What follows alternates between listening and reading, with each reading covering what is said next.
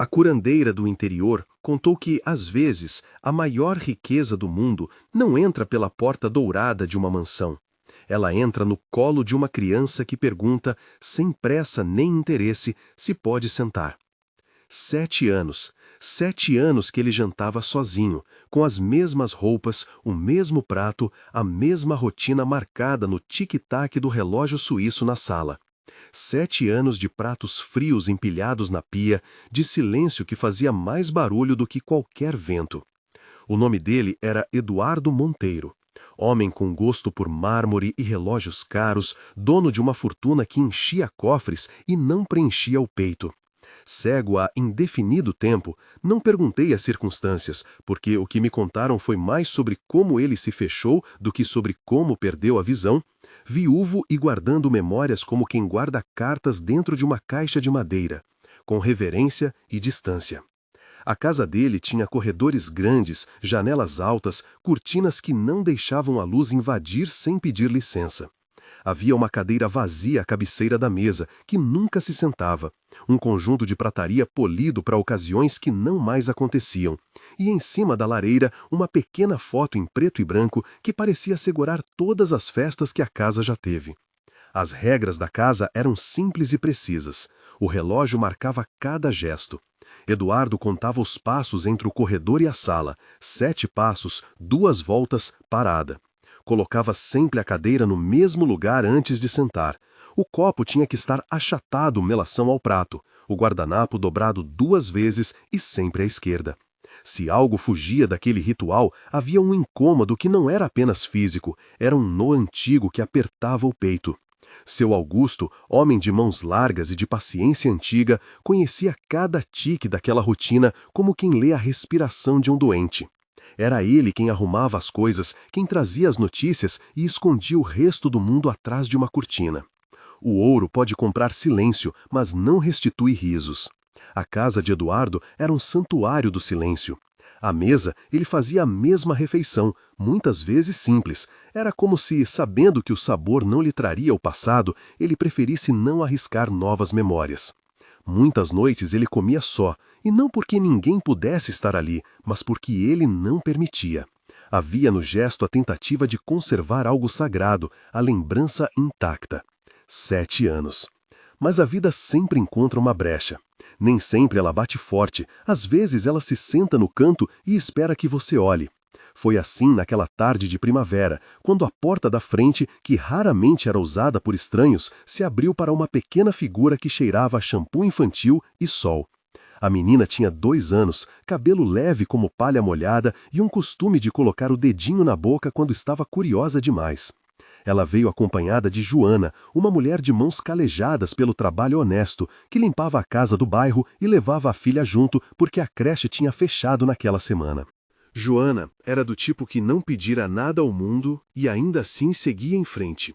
Sabia o valor de um troco e também sabia que a dignidade não se mede por como a vida trata você. Quando Joana empurrou a porta e pediu licença, seu Augusto estranhou a presença. Eduardo escutou primeiro os passos, passos pequenos, 3 risos encaixados, depois o som de uma cadeira sendo arrastada por uma mão leve. A menina se aproximou do som do relógio, olhou ao redor com aquela curiosidade bruta que só as crianças têm e, com a simplicidade de quem nunca aprendeu a ser cauteloso, pronunciou: "Você tá sozinho? Eu sento com você?" A frase não tinha a solenidade de um convite. Era uma constatação, como perguntar se a sopa estava quente. Eduardo ficou imóvel por um tempo que pareceu um segundo, e foi longuíssimo. Não porque ele não tivesse ouvido. Ele ouviu e reconheceu na voz uma textura de vida que havia esquecido. Havia medo também, medo de permitir que outra presença mudasse o contorno dos seus dias, mas havia também uma curiosidade irritante, como uma luz que teima em passar por uma fresta de cortina. Ele respondeu com a voz que o tempo deixou, seca, seca o suficiente para proteger a ferida. Não é costume. A menina ergueu os ombros como se aquilo fosse apenas um detalhe, sentou-se numa cadeira e cruzou as perninhas, olhando para a mesa. Joana teve de conter o riso. A casa, por um momento, guardou o respiro daquela invasão. Eu gosto de dividir batata, disse Clara, apontando para o prato de Eduardo com um dedinho gordo de batata frita. Eu vi o homem, anos depois, descrever essa cena com os olhos molhados. A memória virou verbo quando ele repetia o gesto de oferecer uma batata como quem oferecia perdão. Seu Augusto, que conhecia a etiqueta do dono, deixou o sorriso escapar. Joana pediu desculpas com a mão, como se já quisesse definir limites para a menina. Mas a menina não tinha limites, só perguntas. Não precisa pedir desculpa, disse ela, com uma autoridade que surpreendia. Você vai comer? E Eduardo, contra todas as suas regras, aceitou a batata. A crocância quebrou um desalinho de anos. Não foi um milagre, não pense assim. Foi apenas um paladar despertando depois de muito tempo. A sensação do sal na língua, o calor do alimento entrando no corpo e, com isso, a impressão de que o mundo ainda podia surpreender. A mesa continuou tendo um lugar vazio. A cadeira cabeceira permaneceu vazia à noite. Mas algo havia mudado na cadência das horas. Aquele jantar foi só o começo. Nos dias que se seguiram, a casa, que era um museu de silêncio, começou a ter pequenos ruídos. Passos de criança no corredor, risadinhas escondidas atrás das cortinas, o som do garfo que estranhamente não era apenas objeto, mas instrumento de comunicação. Joana vinha limpar a sala e, se pudesse, ficava mais tempo para as conversas que não eram pedidas, para prestar atenção àquele homem que a cidade chamava de inacessível. Ela trazia com ela uma sacola de coisas simples, um pudim caseiro que havia feito sem açúcar demais, uma história inventada para fazer Clara dormir mais cedo e um sorriso que não esperava nada em troca. Sol, o Golden da casa, passou a ter menos tempo para cochilar no tapete. O cachorro, que já havia sido companhia de Beatriz e tinha seus horários para deitar e levantar, sentiu a mudança como quem acredita em primavera. Clara, que era curiosa com tudo, armado de pequenos gestos que tinham poder, descobriu o rabo do cachorro, as orelhas que abanavam e um mundo tátil que, para Eduardo, reaparecia através do toque. Havia dias em que a menina subia no colo dele e sussurrava segredos que só crianças entendem. Dias em que ele, sem ver, passava a mão pelo cabelo da menina e sentia mais do que lembranças, sentia presença. Beatriz era uma lembrança viva na casa. Eu ouvi falar muito sobre ela. Alguns me contaram que ela gostava de plantas e de música. Outros lembravam o riso dela em fotos antigas. O que sei com certeza é que o nome ocupava espaço nas conversas como quem toca num objeto sagrado. Detalhes sobre sua morte eram indefinidos para mim, e assim prefiro tratar, como algo que aconteceu e deixou um resto que não vamos expor. A cada visita, Joana trouxe pequenas rotinas que, para muitos, seriam triviais. Dividir batatas, cantar uma canção torta, ler uma história com vozes exageradas. Essas coisas tinham o efeito de uma lente que amplia o que é pequeno. Eduardo, que antes construíra muros com cerimônias impecáveis, começou a se desfazer de algumas medidas de proteção. Ele passou a arriscar um comentário sobre o desenho da menina, a inventar uma nova entonação para a história da cegonha, que no fundo era só um pretexto para escutar a risada da criança. No começo, tudo foi devagar. Mudança não é uma onda que quebra numa hora, é uma maré que sobe aos poucos e só percebemos quando, um dia, está alta. Havia episódios engraçados. Uma vez, Clara decidiu que o relógio suíço precisava de um apelido e começou a cantarolar para ele até que as notas saíssem fora de compasso. Seu Augusto teve de explicar que o relógio não escutava canções, mas ria por dentro. Tinha também os desajustes. Eduardo, acostumado a regras, levando um susto quando a menina mexia no guardanapo, ou quando o cachorro derrubava um vaso que não quebrou, apenas rolou e pediu desculpas com o olhar. Esses pequenos rituais não aboliram a dor, longe disso. A casa ainda guardava seus espectros, músicas que paravam o ar, cômodos onde sombras pareciam respirar mais fundo. Mas havia agora um novo peso, o peso doce da companhia. A sensação era parecida como de uma panela que volta a chiar. O som anuncia que algo quente se move dentro dela. Para Eduardo, aceitar a companhia era também aceitar a possibilidade de ser ferido de novo, e por isso havia tantas hesitações. Ele queria cuidar das memórias como se fossem porcelanas valiosas. Também queria, secretamente, que a casa voltasse a ser lugar de alegria. Eu que conto essas histórias porque as pessoas me trazem pedaços de vida como quem traz ervas colhidas no quintal, percebi nos gestos de Eduardo a dificuldade de tocar o novo sem trair o antigo. Quando Joana, com a naturalidade de quem não tem as sobrancelhas arqueadas pelo medo, ofereceu o pudim que havia sobrado do almoço, ele hesitou, olhou o tacho e perguntou: "Você fez isso?" "Fiz", respondeu Joana, com a voz firme. "Minha mãe me ensinou a nunca ir sem oferecer." Quando a sobremesa alcançou a mesa e Clara bateu o garfo com força no prato como se marcasse território, Eduardo riu da forma mais verdadeira que eu já vi nele. Era um riso que vinha despedaçando pedras. A alegria, quando encontra a brecha, entra como água por fresta. Nos meses seguintes, pequenos acontecimentos foram costurando um novo padrão. Eduardo aprendeu a ouvir a risada de criança como se fosse um metrônomo para o dia.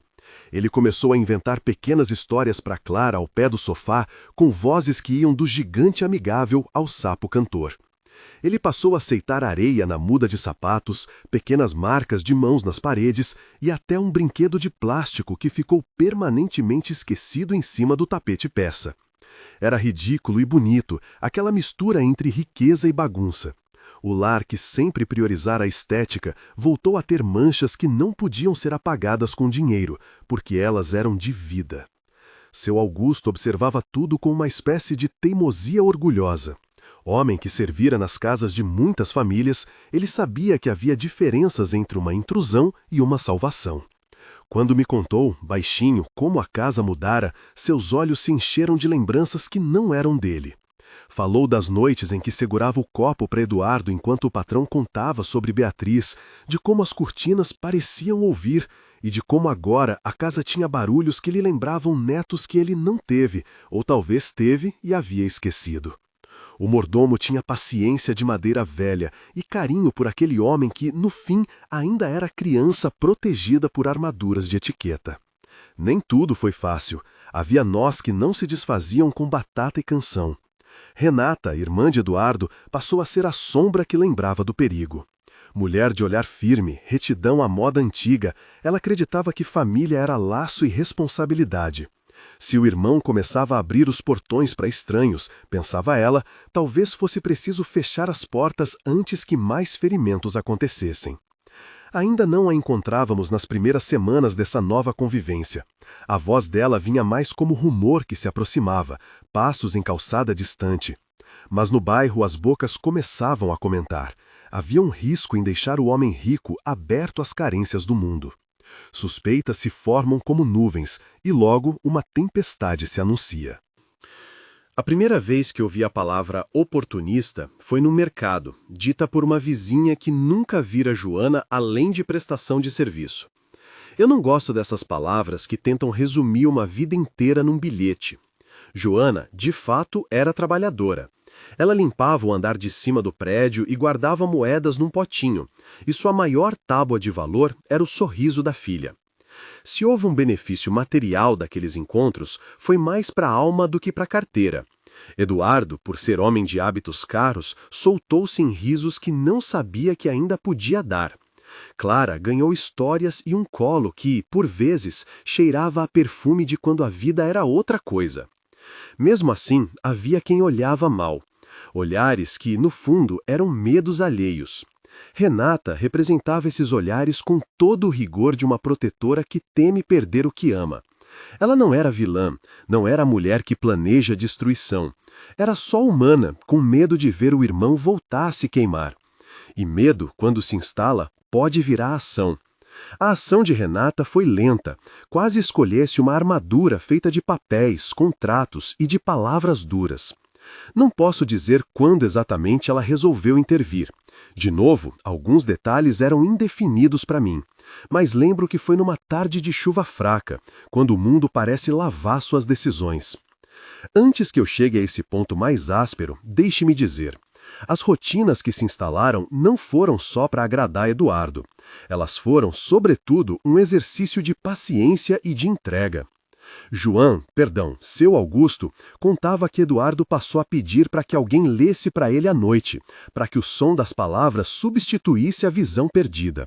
Era uma liturgia nova, histórias inventadas, canções desafinadas, o barulho da colher no pote de pudim, o cheiro de batata frita e café, o latido do cachorro correndo atrás de um brinquedo. Havia um tempo de caos e um tempo de aconchego, e no meio disso, pessoas tão diferentes se tocaram nas coisas simples. Certa manhã, enquanto eu andava pelo interior com minhas ervas, recebi visitas que traziam sussurros dessa história. Vinham em busca de conselho, e eu os ouvi como quem recolhe sementes.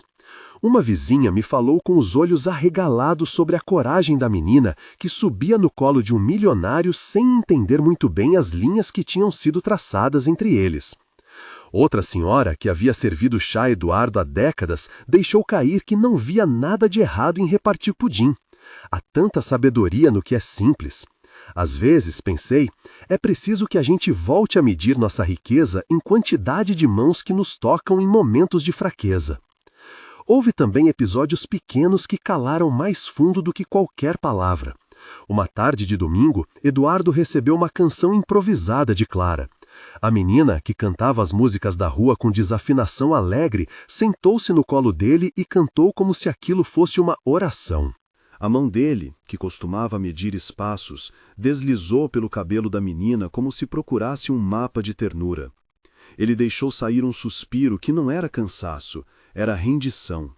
Rendeu-se à presença, ao risco, e por um segundo esqueceu de contar os passos. Mas nem todas as conquistas vinham sem custo. A cidade que rodeava a mansão tinha olhos e língua. Há sempre uma trança entre compaixão e suspeita. A mesma mão que ajuda costuma também julgar. Joana, que só oferecia o que tinha, afeto e trabalho, começou a sentir a pressão. Pequenas coisas que antes eram risos passaram a aparecer como olhares de reprovação. Uma conta que atrasou, um comentário mal colocado, e logo o vento trazia rumores. A mulher com coragem que varria o chão começou a escolher horas para aparecer, para não ser foco de conversas que poderiam ferir a filha. Ela sabia que a dignidade da menina era mais preciosa que qualquer aceitação social. E foi num desses dias, ainda antes da tempestade de Renata chegar com força, que uma carta foi lida em voz alta na sala. Não era para João, seu Augusto, nem para a menina. Era para Eduardo. E as palavras, encaixadas em formalidade de irmã, chegaram com uma clareza cortante. Havia preocupação, havia cobrança e havia um pedido para que ele preservasse a casa, o nome e o que todo mundo imaginava como legado. As cartas têm o poder curioso de transformar afeto em documento. Elas prendem os sentimentos num papel e jogam a frieza da organização sobre o que era humano. Eduardo leu a carta com a calma de quem já havia ouvido muitos recados do mundo. Depois, fechou o papel com cuidado e deixou-o sobre a mesa. A menina, que não entendia essas intrigas de adultos, continuou a inventar histórias com as colherinhas de sobremesa. Joana ouviu a leitura com os olhos baixos, segurando Clara com um braço, como se protegesse a menina do impacto que ainda não sabia. Seu Augusto observou sem comentar, porque a casa lhe ensinara a não ser o primeiro a falar em momentos de tensão. Aquele dia ficou marcado, porque logo depois aconteceu algo que eu sempre digo a quem me procura. As pessoas escolhem pelo medo ou pelo amor. Não há meio termo. E no coração das decisões, o silêncio costuma pesar mais. Eduardo se afastou por uns dias. Não era uma ausência física prolongada. Ele estava na casa, mas voltou a se fechar em rotinas mais rígidas.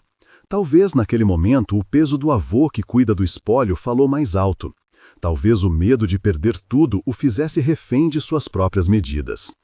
Joana percebeu a mudança e, com o coração apertado, pensou que talvez fosse hora de partir.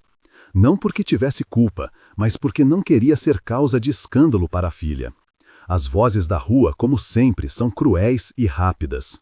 Ela começou a arrumar uma bolsa numa tarde de céu limpo, tentando não fazer barulho para não acordar Clara. O cachorro, que já a considerava parte da família, ficou em volta dela, confuso com o ato de retirada. Quando a vi, eu digo vi no sentido de juntar pedaços de histórias que as pessoas me trouxeram, percebi que ali se erguia o primeiro grande teste dessa pequena metáfora de reconstrução. A decisão de Joana era, ao mesmo tempo, um gesto de proteção e de derrota. Ela não queria submeter a filha à humilhação de lidar com rumores. E em quem se importava com o que acontecia naquela casa, a sensação era de que o mundo poderia dormir novamente. Por isso, como mulher que já ouviu e contou tantas histórias, eu parei um instante para lembrar a quem me escuta. Não é preciso heroísmo para amar, é preciso constância. Batata frita e pudim não substituem diálogo aberto, nem colinho substitui legalidade. Ainda assim, são gestos que reorientam o coração. E quando a bolsa de Joana bateu na porta e Clara acordou pedindo à mãe com a voz de quem só entende abandono físico, foi como se uma corda que já vinha sendo esticada demais fosse bruscamente puxada. A casa, que havia reaberto para a vida, ficou por um breve momento suspensa. Eduardo ouviu o barulho da mala, o resmungo contido de Joana, o soluço mudo de Clara. Ele podia escolher se fechar e manter a fortaleza como antes, deixando o mundo lá fora e todas as possibilidades de cura também.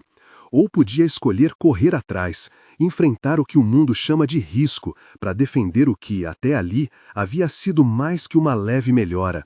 Havia sido esperança.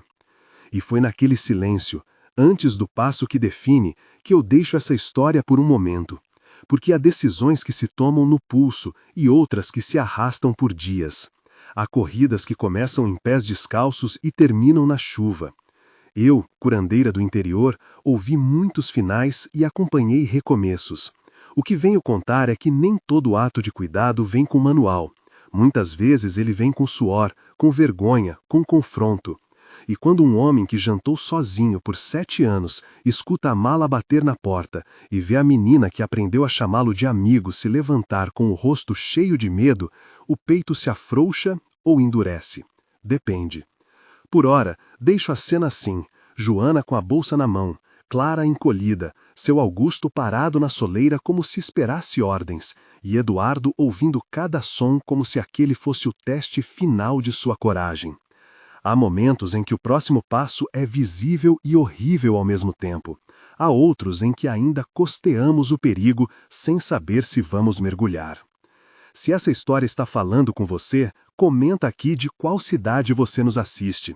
Quero saber de onde vêm as mãos que também já dividiram uma batata com alguém que não esperavam acolher. Joana vai comer a bolsa na mão, Clara encolhida, seu Augusto parado na soleira como se esperasse ordens, e Eduardo ouvindo cada som como se aquele fosse o teste final de sua coragem. Eu lembro do chiado que fez o tecido contra o batente, lembro do latido confuso de sol que circulou entre as pernas da mulher como se pedisse para que nada se quebrasse. Tudo parecia pequeno. Uma mala, um sopro de vento, e ao mesmo tempo como uma bomba de ar pronta para esvaziar todo o novo que havia sido insuflado à casa. Ele poderia ter escolhido silêncio, poderia enclausurado novamente a vida em horários e guardanapos dobrados, poderia ter mandado seu Augusto oferecer uma desculpa e deixar a porta fechada. Vi homens fazerem isso. Manter o muro é sempre a opção mais fácil. Mas havia algo naquele som, o ranger da mala, o soluço baixinho da criança que atravessou a couraça como uma lâmina afiada. E o que sobrou foi uma urgência crua. Eduardo saiu da sala antes de pensar. Não foi um pensamento planejado, foi um impulso que queimou as pontas do controle que ele vinha ensaiando.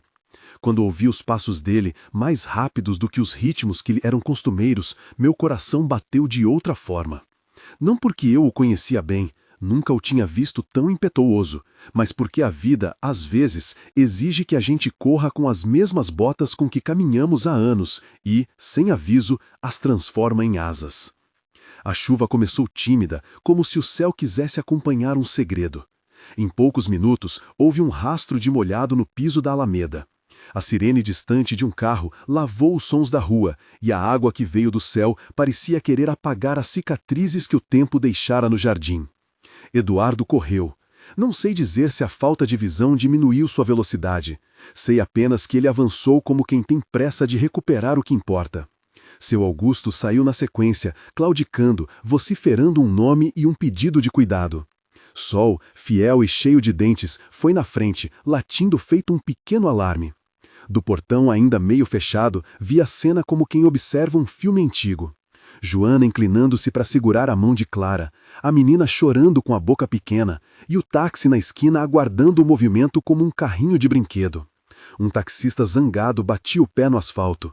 Renata estava perto, eu soube depois, observando por trás dos arbustos, e o rosto dela tinha aquela cor de quem se sente traída por uma possibilidade que considera imprudente. Ainda assim, naquele instante, foi só o som de passos e vozes que me prendeu. «Joana!» Eduardo gritou antes de chegar ao portão, e sua voz se partiu num pedaço que eu reconheci como oração disfarçada. «Não vá!» Ela parou. Havia um momento em que o corpo dela pareceu responder apenas ao comando de um reflexo. Quando se virou, a chuva caiu de vez, e as gotas em cima do capuz formaram pequenos rabiscos no rosto. Os olhos dela encontraram os dele. Por um segundo, a decisão masculina e a coragem feminina travaram um duelo que era todo humano. «Eu não quero problema», Joana disse com voz controlada, como quem ensaiou palavras de proteção para a filha. «Eu não é isso», ele respondeu, e em cada sílaba havia aquela mistura de timidez e intensidade que só quem ama teme. Eu errei se deixei que as vozes lá fora decidissem por nós. Me perdoa, me dá só mais uma chance». Ela olhou primeiro para a filha. Clara, encharcada, segurava uma figurinha plástica com a mão pequena. A menina não entendia contratos nem cartas, entendia colo e fome e carinho. Por instinto, bateu o dedinho na perna de Joana e ofereceu um sorriso molhado que arranhou todo o resguardo que Joana vinha guardando como uma armadura. Renata então apareceu com passos rápidos. Não vim para contar a intimidade do que se disse depois, porque parte daquilo foi discutido com vozes cortadas pela chuva e olhos que pediam mais do que palavras podiam dar. Sei apenas que quando ela se colocou entre Eduardo e a rua, a aparência de mãe protetora virou palavra dura. «Eduardo, você não pode se expor assim. Pessoas aproveitam, gananciam», disse, e o tom era de quem já viu o pior acontecer e quer evitá-lo a qualquer custo. Houve um silêncio. O mundo, por um par de batidas do relógio, pareceu pedir que alguém decidisse. E foi ali que ele, que por muito tempo cultivara o gosto da ordem, resolveu oferecer o que ainda não tinha preço, sua escolha por viver com o novo, ainda que a vida pedisse um preço. «Renata», falou, mais firme do que eu vira falar nos últimos meses, «eu sei o que é perder, eu sei o custo, mas também sei que se eu perder agora, não vai ser minha casa que vai sumir, vai ser o último resto que tenho de viver. Se isso significa abrir mão de posições, títulos ou protocolos, eu abro. Não posso mais assistir minha filha crescer com medo de vozes. Eu escolho a vida». As palavras cortaram como uma lâmina transparente. Renata ficou muda por um instante e depois, nos olhos, viu o choque de quem enfrenta um familiar que decide de forma inesperada. Ela não gritou, não precisava. Renata funcionava com cartas, contratos, decisões lentas. A coragem brusca daquele homem surpreendeu até ela. «Você está sendo precipitado», murmurou, com a voz encolhida entre a chuva. «Você se enganou. Vamos conversar com calma, Eduardo. Isso pode atrapalhar tudo o que construímos». «O que construímos foi bom», ele disse, «mas não é a morte de alguém que vai ser o critério para viver. Eu quero viver com quem me faz rir, com quem me chama pelo nome sem cerimônia, com quem põe terra nas minhas mãos por acidente. Se isso atrapalha papéis, que assim seja». Não houve uma ameaça legal declarada ali naquela hora. Houve sim o gesto adulto de dizer e se expor. Joana, que até então andava reduzida a medidas cautelosas, respirou como se tivesse sido retirada de um lugar escuro. A mala caiu da mão dela sem fazer barulho, e a menina correu para o colo do homem que, até então, só sabia medir passos. Ele recebeu Clara com cuidado, e por um instante o universo da construção fragilizada voltou a ter um centro. Renata, a princípio, saiu resfolegando. Ela deixou o portão aberto, proposital talvez, e foi embora sem dizer adeus. Não era a fuga de quem se rende. Era a retirada de quem precisa reagrupar argumentos. E a cidade? A cidade, como em todas as histórias que eu conheço, observou. Havia quem cochichasse entre as calçadas, quem levantasse a mão numa janela para abençoar, quem fizesse cara de julgamento. Nada que pudesse trazer de volta os dias de paz plena, mas algo havia mudado na superfície do mundo. Havia uma promessa, feita pelo dono de uma casa grande, de que dali em diante a vida seria mais que etiqueta. Joana voltou para dentro como se só pudesse respirar ali. Seu Augusto fechou a porta com cuidado e, por trás do ato simples, riu de alívio. Eu sei que havia medo. Sempre haverá. Aceitar algo novo depois de tanta história envolve suspiros e recaídas. A diferença é que, naquele dia, a decisão fora tomada. A casa, que por tantos anos foi um relicário de memórias, começava a respirar com outro ritmo. Nos dias seguintes houve conversas, poucas, mas verdadeiras. Eles falaram sobre limites, sobre horários, sobre como as visitas poderiam acontecer sem expor Joana e Clara a julgamentos públicos. Joana exigiu respeito, não esmolas. Eduardo aprendeu a ouvir, sem transformar tudo em protocolo. Seus passos, que antes eram contados 7 vezes entre a sala e o corredor, passaram a ser o compasso de uma vida que aceitou o improviso. Renata reagiu de outras maneiras. Ela procurou a família, levou papéis e fez perguntas que nunca tinham sido feitas em voz alta. Houve ameaças de interdição, segundo me contaram, e alguns trâmites que eu prefiro tratar como indefinido, porque não sei a extensão de cada documento. O que sei é que quando um coração decide viver, o processo de convencer parentes e protocolos pode ser longo. Renata, por amor que não sabia nomear, usou os recursos que tinha, conselho de advogados, reuniões formais, telefonemas sob a desculpa de preocupação. E isso doeu. Doeu em Joana, que se sentia olhada, e doeu em Eduardo, que pela primeira vez teve de enfrentar não apenas o silêncio, mas o fogo cortante das regras familiares. Mas cada desafio teve a resposta que vem do cotidiano. Não foi nenhuma batalha épica com juramentos e tribunal. Foi uma soma de manhãs em que ele fazia café para a menina, de domingos em que os vizinhos iam ver o bolo que Joana fazia com cuidado, e de tardes em que Renata via, à janela, a menina pendurar desenhos nos vidros. O tempo, que muitas vezes protege e corrói, foi também o personagem que mudou o coração de quem observava à distância. Eles se casaram de modo muito simples. Não houve igreja lotada nem anúncio em jornal. Houve um jardim pequeno, um bolo de baunilha, seu Augusto com um lenço no bolso e a bênção singela de vizinhos que já conheciam o barulho dos risos. O vestido de Joana era modesto. Os sapatos dela, gastos pelo trabalho, foram deixados na entrada. Eu estava lá porque as notícias sobre aquele casamento foram chegando como quem traz lenha para uma fogueira. A cerimônia foi mais promessa do que espetáculo.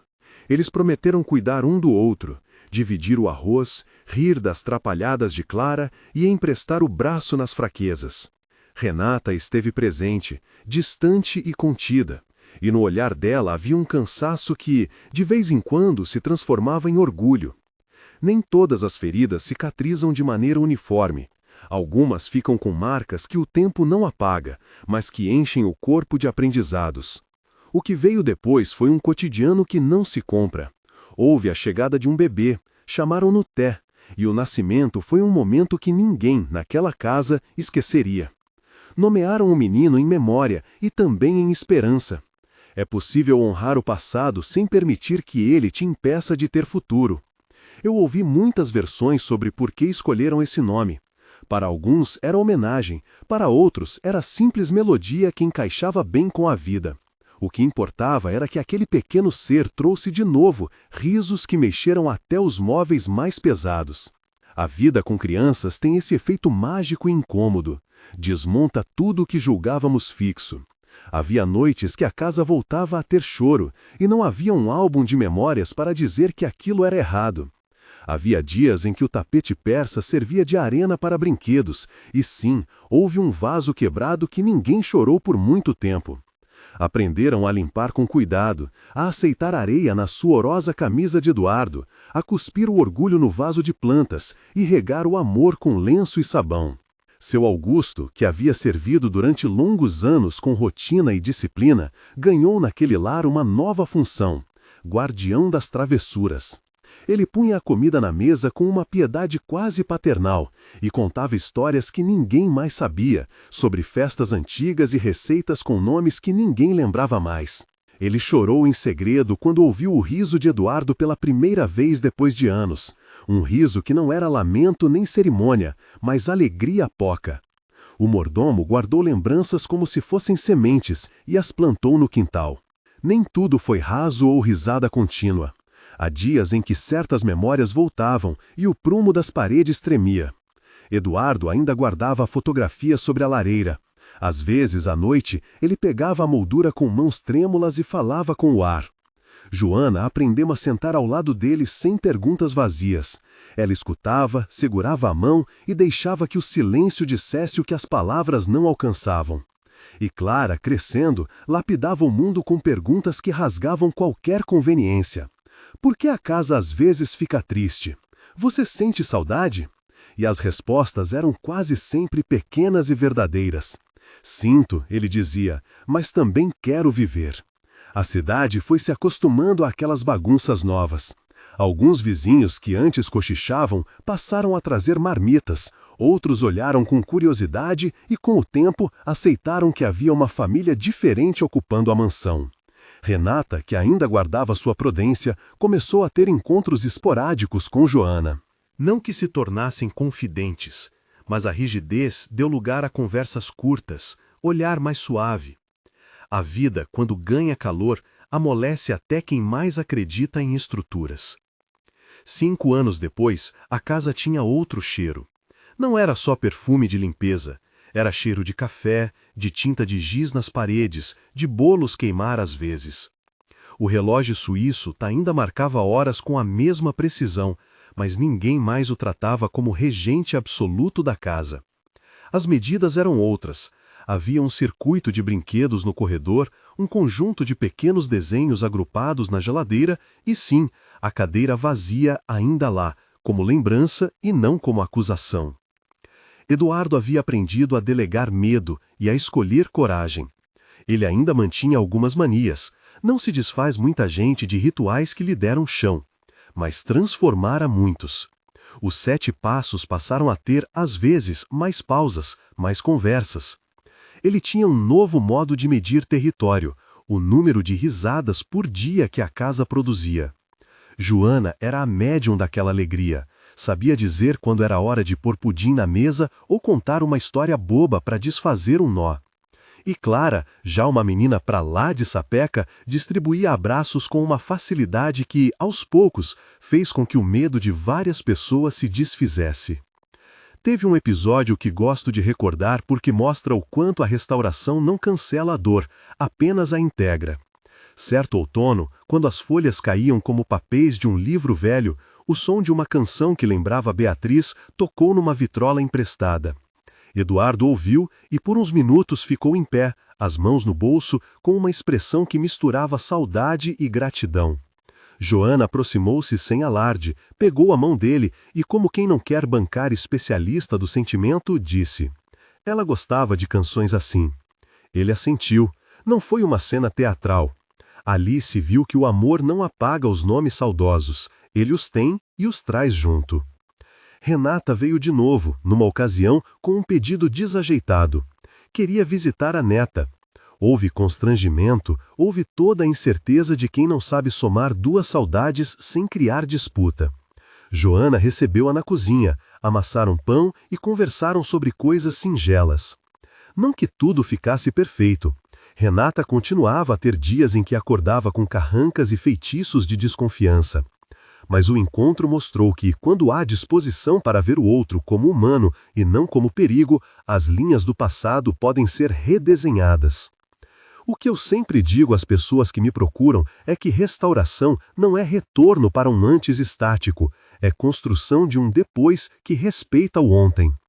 Aquela família, como tantas que eu conheci, aprendeu a conviver com lembranças sem que estas determinassem o vigor do presente. Eles tinham brigas, claro. Tinham dias de silêncio, sim. Tiveram também noites em que o bebê chorou e ninguém jamais soube onde descansar a culpa.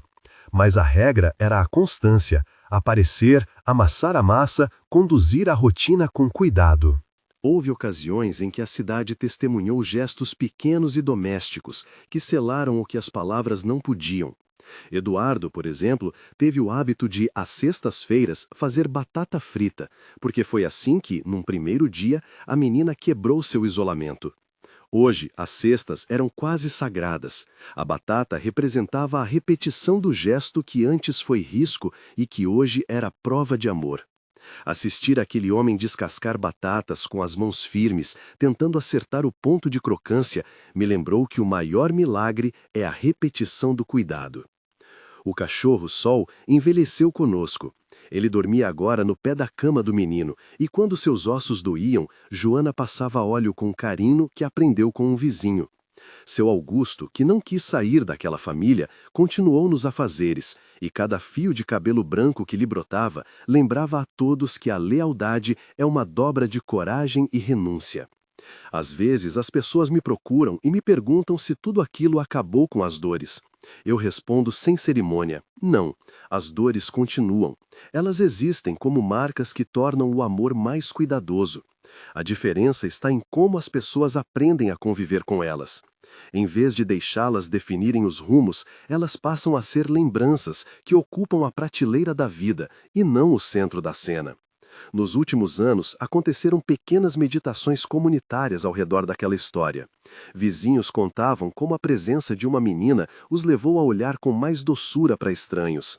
Um professor do bairro, numa palestra informal, usou o exemplo para dizer que a economia não mede calor humano. Pessoas começaram a trazer comidinhas quando viam que Joana estava cansada.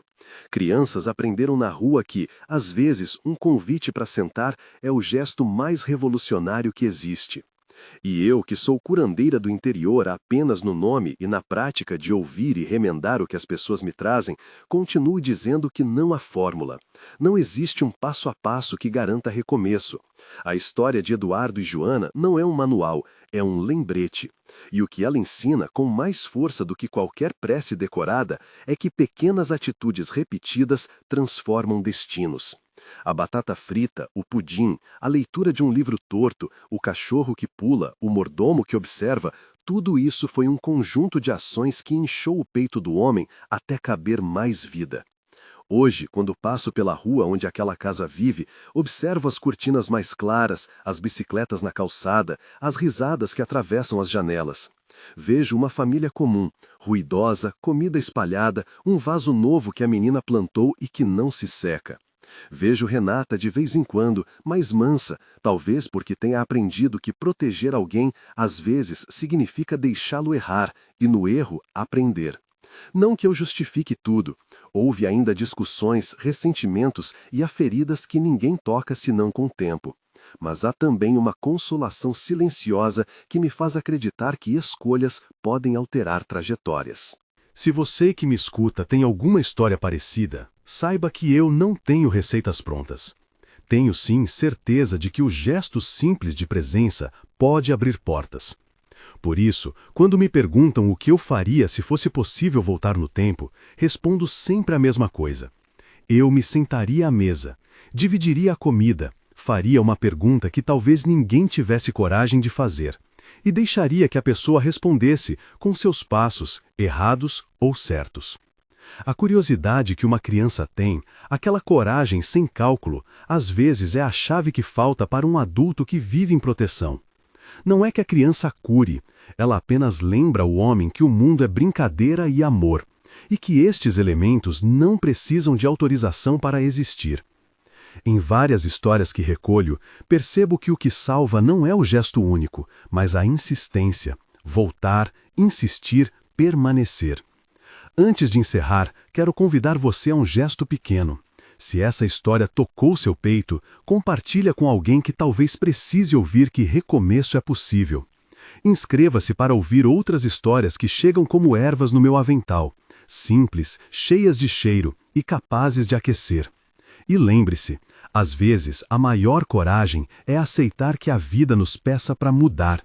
Às vezes, o maior amor é escolher ficar quando tudo pede para correr.